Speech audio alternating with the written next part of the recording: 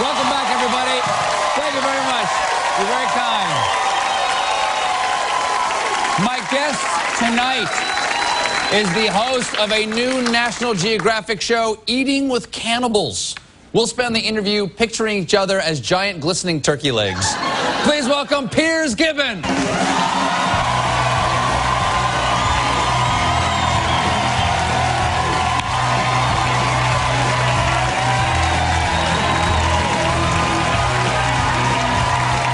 Thank you so much for coming on, Mr. Gibbon. Good to see you. Okay, you're an explorer.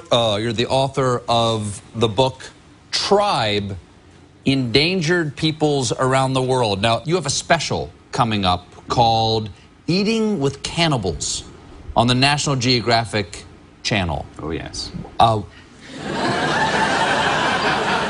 You went and lived with cannibals?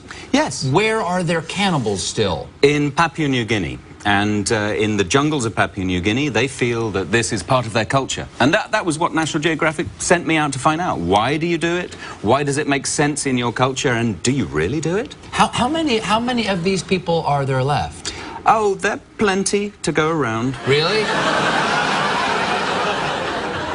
I would imagine if you were eating each other, you'd kind of run through the population fairly quickly.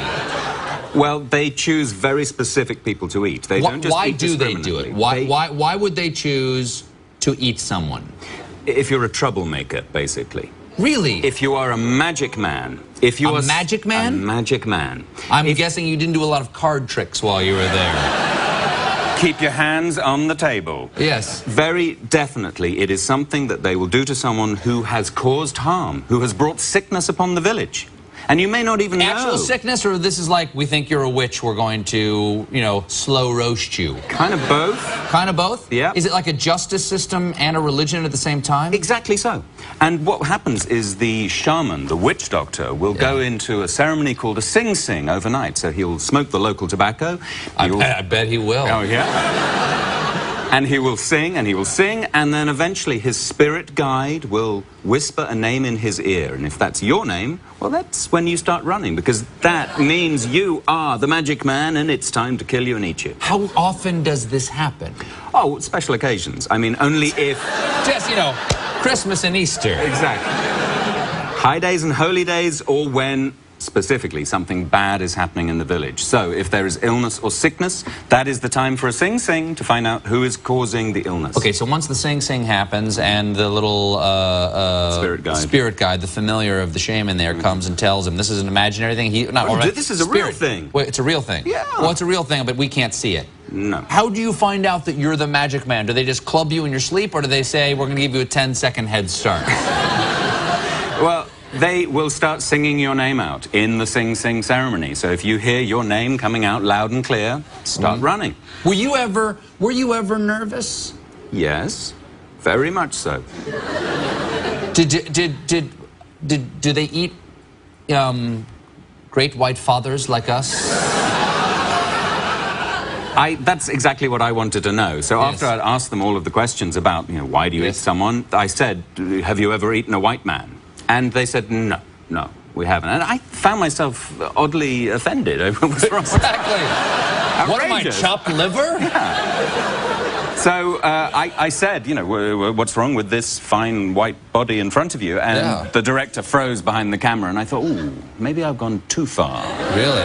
Because I got to tell you, I look at you and I go, you look delicious. I mean, with that salt and pepper hair, you come pre-seasoned.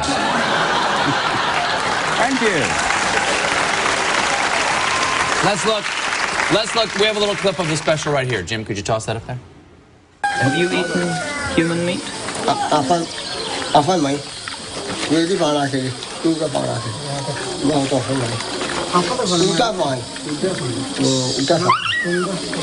So he's eaten one man? One man. And one woman? One woman. Is there any difference between the taste of a man and a woman? So, equality at last. Exactly. Now, you said something interesting. You said that you think that people are too squeamish about cannibalism. What do you mean by that? How can you be too squeamish about cannibalism? It's fair enough to be squeamish about cannibalism, but I think we can get too caught up in our own culture and too caught up in the initial disgust moment of, oh, that's just appalling that you're doing that. Well, there's the initial disgust moment, and then there's the subsequent disgust moments. But we don't, in our culture, we don't practice any form of cannibalism anymore. No, I don't. You don't? Okay. Are you going to live with other cultures after this? Is this the only sort of primitive foreign culture you're going to immerse yourself in? No, I'm up for visiting any... Well, I wouldn't say primitive. Do you have plans? Do you have plans? I have You wouldn't plans. call this primitive? I would call this an interesting lifestyle choice. And it's a lifestyle choice. In the context of the jungle, where there is very little protein, it is a little more understandable. And also, we were cannibals once too. In England, there's a cave in Cheddar Gorge, and there's bones there 14,000 years old with scrapey marks on them. Human bones with scrapey marks on them. In Cheddar Gorge? Where the cheese comes from. They were making a cheeseburger out of somebody. Thank you so much for joining us. Piers Gibbon. The show is Eating with Cannibal, premieres this Sunday on National Geographic Channel, and the book is Tribe. We'll be right back.